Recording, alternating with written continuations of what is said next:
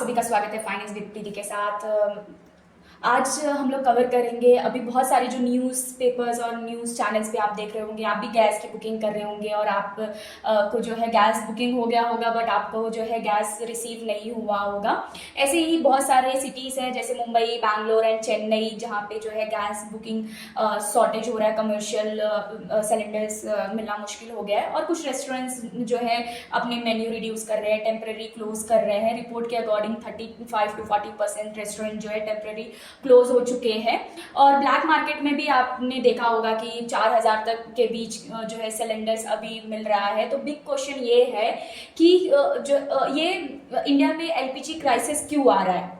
इसके लिए सबसे बड़ा रीज़न है वॉर सिचुएशन, जो टेंशन चल रहा है जियोपॉलिटिकल, यूएस, ईरान और इजराइल की वजह से जो है ग्लोबल एनर्जी सप्लाई डिस्टर्ब हो गई है।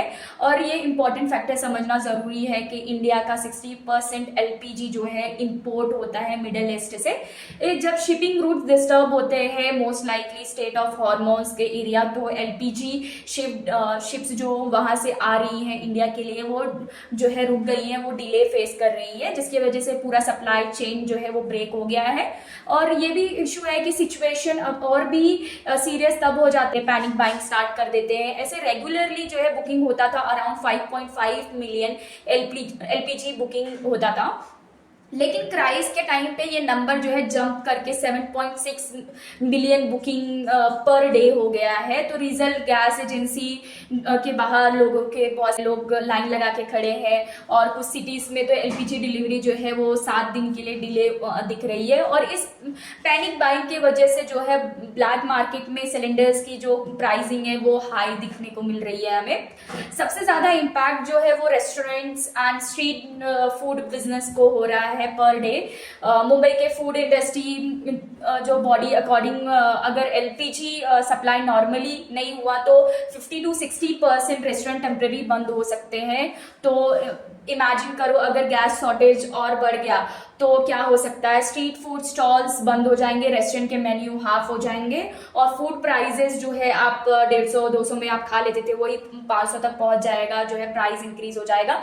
के अकॉर्डिंग जो है ये क्राइसिस कंट्रोल करने के लिए स्टेप्स लिए जा रहे हैं। ऑयल रिफाइनरी को बोल दिया गया है कि प्रोडक्शन बढ़ा दे और एलपीजी होल्डिंग्स और ब्लैक मार्केट के लिए भी जो है पर एक्शन लिया जा रहा है। पोस्ट एलपीजी शिप्स जो है प्रायोरिटी पे जो है गवर्नमेंट देख रही है, जहाँ पे पॉसिबल हो सकता है वो हमारे लिए कर रही है। एलपीजी की जगह जो है पीएनजी गैस यूज़ करने के लिए गवर्नमेंट सजेस्ट कर रही है अभी के लिए।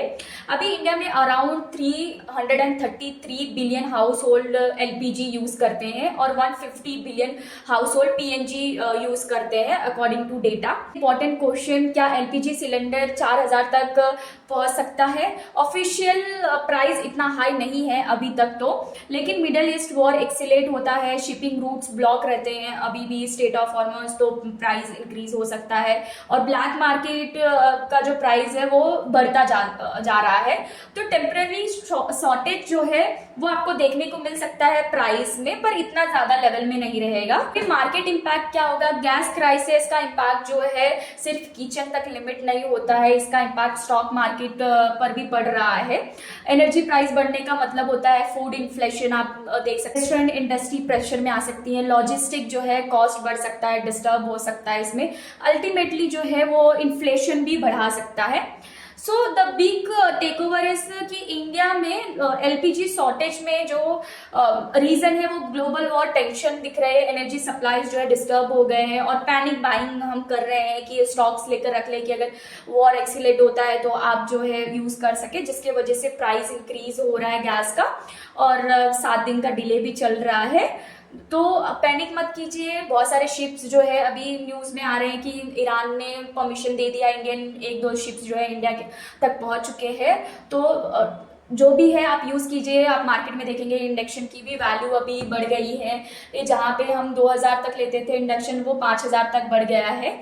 तो ये सब चीज़ें जो है मार्केट में आपको देखने को मिल सकता है, बट पैनिक ना करें।